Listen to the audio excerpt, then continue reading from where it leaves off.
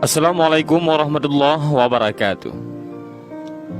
Alkisah, ada seorang konglomerat yang sangat kaya raya menulis surat wasiatnya, yaitu barang siapa yang mau menemaniku selama 40 hari di dalam kubur setelah aku mati, akan aku beri warisan separuh dari harta peninggalanku. Lalu ditanyakanlah hal itu kepada anak-anaknya, apakah mereka sanggup menjaganya di alam kubur nanti? Tapi anak-anaknya menjawab, mana mungkin kami sanggup menjaga ayah, karena pada saat itu ayah sudah menjadi mayat. Keesokan harinya dipanggillah semua adik-adiknya, dan beliau kembali bertanya, adik-adikku, sanggupkah di antara kalian yang menemaniku di dalam kubur selama 40 hari setelah aku mati nanti? Aku akan memberi setengah dari hartaku. Adik-adiknya pun menjawab, apakah engkau sudah gila? Mana mungkin ada orang yang sanggup bersama mayat selama itu dalam tanah? Lalu dengan sedih konglomerat tadi memanggil ajudannya untuk mengumumkan penawaran istimewanya itu kepada para penduduk. Akhirnya sampai jugalah pada hari di mana konglomerat tersebut kembali ke rahmatullah. Kuburnya dihias megah laksana sebuah peristirahatan termewah dengan semua perlengkapannya. Pada waktu yang hampir bersamaan, seorang tukang kayu yang sangat miskin mendengar pengumuman wasiat tersebut. Lalu tukang kayu tersebut dengan tergesa-gesa segera datang ke rumah konglomerat tersebut untuk memberitahukan kepada ahli waris akan kesanggupannya.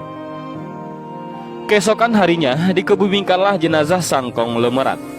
Si tukang kayu pun itu turut ke dalam liang lahat sambil membawa kapaknya. Yang paling berharga dimiliki si tukang kayu hanyalah kapak untuk bekerja mencari nafkahnya. Setelah 7 langkah para pengantar jenazah meninggalkan area pemakaman, datanglah malaikat mungkar dan nangkir ke dalam kubur tersebut. Si tukang kayu menyadari siapa yang datang. Ia segera agak menjauh dari mayat konglomerat. Di benaknya, sudah tiba saatnya lah si konglomerat akan diinterogasi oleh malaikat mungkar dan nangkir. Tapi yang terjadi malah sebaliknya. Malaikat mungkar dan nangkir malah menuju ke arahnya dan bertanya kepadanya, apa yang kau lakukan di sini?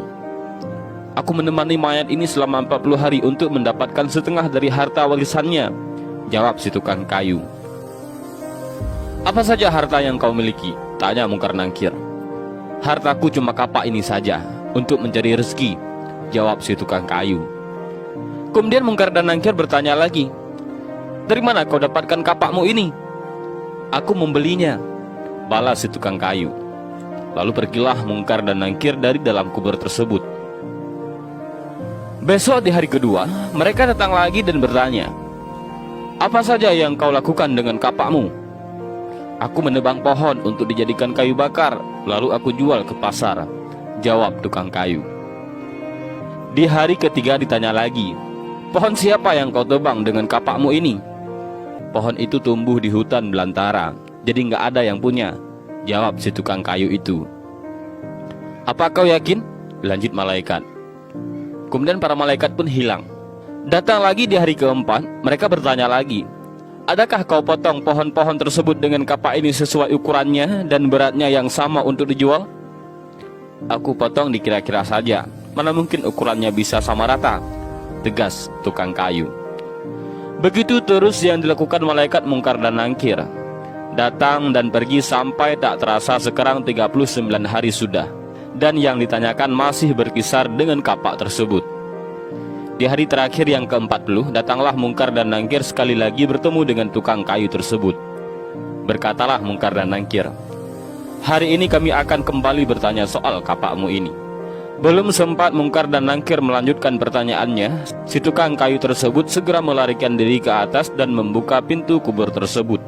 Ternyata di luar sudah banyak orang yang menantikan kehadirannya untuk keluar dari kubur tersebut. Si tukang kayu dengan tergesa-gesa keluar dan lari meninggalkan mereka sambil berteriak, kalian ambil saja semua bagian harta warisan ini, karena aku sudah tidak menginginkannya lagi. Sesampai di rumah, si tukang kayu berkata kepada istrinya, aku sudah tidak menginginkan separuh harta warisan dari mayat itu. Di dunia ini, harta yang kumiliki padahal cuma satu, kapak ini. Tapi malaikat mungkar dan nangkir selama 40 hari yang mereka tanyakan dan persoalkan masih saja di seputar kapak ini. Bagaimana jadinya kalau hartaku begitu banyak? Entah berapa lama dan bagaimana aku menjawab. Dari Ibnu Mas'ud radhiyallahu an dari Nabi Muhammad sallallahu alaihi wasallam bahwa beliau bersabda, tidak akan bergerak tapak kaki anak Adam pada hari kiamat hingga ia ditanya tentang 5 perkara, yaitu umurnya untuk apa dihabiskannya, masa mudanya kemana dipergunakannya, hartanya dari mana ia memperolehnya dan kemana dibelanjakannya, ilmunya sejauh mana diamalkan. Hadis riwayat Tirmizi. Dan inilah sedikit kisah tentang seseorang kaya yang meninggal dunia dan ia ingin ada orang yang menemaninya selama 40 hari di dalam kubur dengan imbalan separuh hartanya.